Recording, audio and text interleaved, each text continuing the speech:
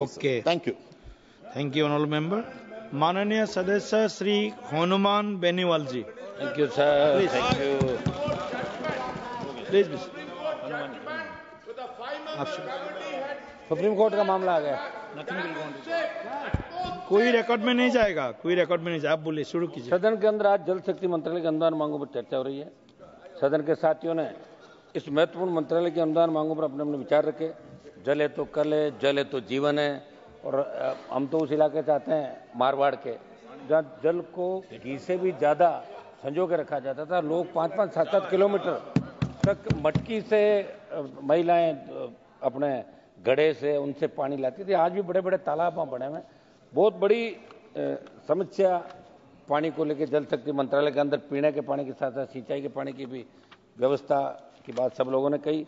25-26 का जो जल शक्ति मंत्रालय का बजट था सभापति जी, वो 99,503, जो 24-25 के बजट 98,714 से थोड़ा सा ज्यादा है। इसमें और ज्यादा बजट लेते हैं। निश्चित रूप से आज आवश्यकता देश के अंदर बेरोजगारी को, अगर आप डिमांड कर दीजिए, ज्यादा देने का डिमांड कर दीजिए। बेरोजगारी को आप क्या करूं सर? डिमांड कर दीजिए, आप मांग कर दीजिए। अच्छा, मैं डिमांड पर गारंटी डिमांड ही करूंगा ना, ये जरूरी। मैं कह रहा हूं साहब, अगर बेरोजगारी को खत्म करना हो तो हर खेत सिंचाई का पानी आप लेके चले जाओ, बेरोजगारी 80% खत्म हो जाएगी आपका। राजस्थान सहित देश के कई राज्यों में पेयजल की कमी और सरकारी योजनाओं के बावजूद लोगों को शुद्ध पेयजल नहीं मिल रहा है सभापति जी। दूसरी तरफ भूजल के अंदर यूरेनियम और आर्सेनिक सहित विभिन्न संदूषकों के कारण बढ़ा प्रदूषण चिंता का विषय।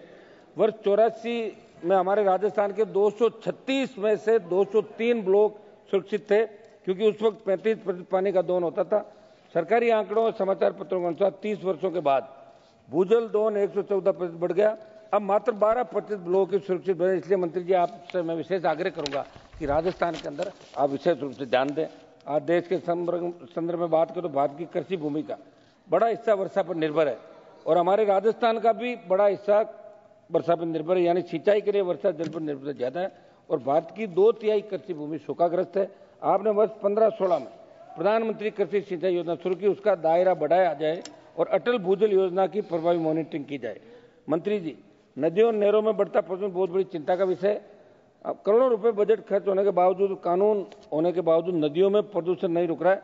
पंजाब से राजस्थान के अंदर जो पानी आता है उसमें हमारे जिले नागौर, बीकानेर, गंगानगर, हनुमानगढ़, जोधपुर के इलाके, जहाँ लुधियाना की फैक्ट्रियों का अपशिष्ट उनके अंदर पड़ता है और रासायनिक जो इसके अंदर पड़ता है, उससे कैंसर ट्रेन के नाम से हमारी ट्रेन चल रही, उस ट्रेन का नाम ही कैंसर ट्रेन है। तो वहाँ ट्रीटमेंट प्लांट जो लग रहे हैं, आप उसका विशेष रूप से ध्यान दें। आप खुद वहाँ दौरा करें और लोगों को शुद्ध पानी कैसे पिलाएं, इसकी व्यवस्था करें।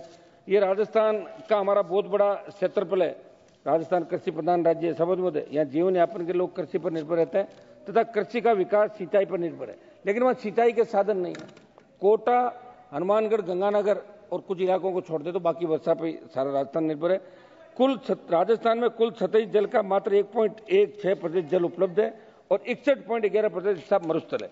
जनवरी 2024 तक प्राप्त सरकारी आंकड़ों के मुताबिक हमारे राजस्थान में इंदिरा गांधी नहर और जल संसाधन विभाग के अधीन मात्र 39,43,43,155 हेक्टेयर सिंचित क्षेत्र है, जबकि हमारे नागौर सहित पश्चिम राजस्थान की बात करें तो केवल और केवल बारिश पर निर्भर है। सभापति महोदय, ERCP की तर्ज पर WRCP, ERCP मैं जल शक्ति मंत्री जी से पूछना चाहूंगा कि हमारे पूर्वी राजस्थान के 13 जिलों में पेयजल और सिंचाई के लिए ERCP योजना बनी। वो हमने खूब सदन के अंदर मामले उठाए, आंदोलन में चले, जिसे आपने और राजस्थान सरकार ने संशोधित करके PK ERCP नाम दिया। अब राजस्थान सरकार ने उसका नाम राम सेतु लिंक परियोजना किया। क्या भारत सरकार इसके लिए 90% राशि देगी या नहीं, ये अभी उल्लेख नहीं हुआ। और आपने जो राजस्थान और मध्य प्रदेश में MOU करवाया, उसमें राजस्थान और MP को कितना कितना पानी मिलेगा, ये भी आप क्लियर करें। दूसरा मेरा निवेदन है, मेरे संसदीय क्षेत्र के नागौर, डीडवाना, कुचामन जिले के साथ पश्चिम राजस्थान के तमाम वो 1 दर्जन जिले जिनके लिए ERCP की तर्ज पे WRCP आप पश्चिम राजस्थान नहरी परियोजना विकसित करें और एक राष्ट्रीय परियोजना का उसको आप नाम ऐसे क्या करें। यमुना जल समझौता और राजस्थान और हरियाणा के बीच यमुना जल समझौते को लेकर दिल्ली में राजस्थान और हरियाणा के CM की मंत्री जी के साथ मीटिंग हुई, पाटिल साहब के साथ। राजस्थान के मुख्यमंत्री ने कहा कि राजस्थान के शेखावाटी अंचल, सीकर, झुंझुनू और इन इलाकों को हम पानी देंगे पीने का, सिंचाई का। मैं आपको पूछना चाहता हूं मंत्री जी, वो समझौता क्या था क्या वो हवा के अंदर था, वास्तविक था? तो उसका कुछ बताना तो सही था कि हम जाके उस बात को कहें। ये मेरा निवेदन, सीकर, चूरू, झुंझुनू के अंदर पानी कैसे मिले? पंजाब से मिले राजस्थान के हिस्से का पूरा जल। मोदी जी 31/12/1981 को पंजाब, हरियाणा, राजस्थान के तत्कालीन मुख्यमंत्री के मध्य रावी व्यास नदियों के अधिक के जल के बंटवारे लेकर समझौते की तरफ आगे बताना चाहूंगा कि राजस्थान को अब भी 0.60 MA पानी नहीं मिल रहा है। और पंजाब सरकार जब इस समझौते को समाप्त करने के उद्देश्य विधेयक लेकर आई, तब माननीय सुप्रीम कोर्ट ने विशेष संदर्भ संख्या 1/2004 में रावी व्यास जल के संबंध में पंजाब समाप्ति अधिनियम 2004 को गलत माना। इसलिए मेरी मांग है कि केंद्र हस्तक्षेप करके राजस्थान को पंजाब से उसके हिस्से का पूरा पानी दे। राजस्थान बार बार आपको सीटें दे रहा है 25-25, इस बार गड़बड़ हो गई थी, मैं उधर हो गया तो 11 इधर आ गई, नहीं तो यहाँ भी इस बार भी ठीक रह जाता। इनको मैं ले आता, इनको ले आता मैं साथ में, हम 25 ले आते। समाप्त कीजिए आप समाप्त कीजिए प्लीज। रामगढ़ बांध और अतिक्रमण, समझ मुझे जयपुर पूरा शहर रामगढ़ बांध से पीने का पानी आता था। दुर्भाग्य से जल शक्ति मंत्री जी को मैं कहना चाहूंगा कि राजस्थान के जयपुर जिले में स्थित रामगढ़ बांध की तरफ आपका ध्यान दिलाना चाहूंगा। रामगढ़ बांध के बाव क्षेत्र का गला घोंट दिया गया, पर राजस्थान सरकार को नजर नहीं आ रहा है। ने जिम्मेदार अफसरों को हाईकोर्ट के निर्देशों के बाद मंत्री जी रामगढ़ बांध के बाव क्षेत्र में बनाए गए फार्म हाउस, रिजोर्ट, होटल, अस्पताल, मेडिकल कॉलेज बार बार कंटेम्प्ट में भी जा रहे हैं। तो इनको आप धराशायी करें और पीने के पानी की व्यवस्था। एक मिनट, जेजेएम लास्ट समाप्त करूंगा सर।